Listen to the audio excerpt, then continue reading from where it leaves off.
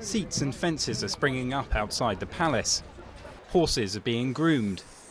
Boats are being polished. And bunting has gone up in record quantities.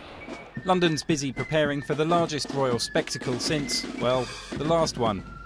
With Queen Elizabeth II set to become the only monarch other than Victoria to celebrate 60 years on the throne, there'll be pomp and ceremony on a scale to perhaps even eclipse last year's royal wedding. The centrepiece will be Sunday's flotilla on the River Thames.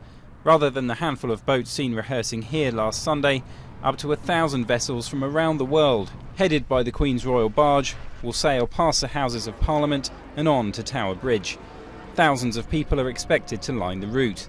I think this is a time for everybody, not only in this country but from around the world, to show their respect for her. After all, this is a woman whose first Prime Minister was Winston Churchill. I mean, she goes back a very long way, has spanned all the dramas and changes of the 20th century and the beginning of the 21st century.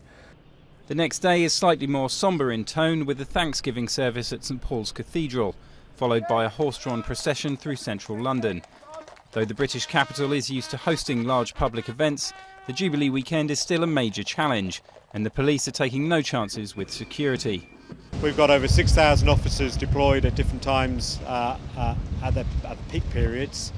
They have prepared along the route, on the land, on the water, under the water, and we'll be using all of those officers on the day, both in a very overt, friendly and supportive way to help the crowds, work with the stewards. But of course there'll be the more discreet side, which will help keep those VIPs and dignitaries as safe as possible.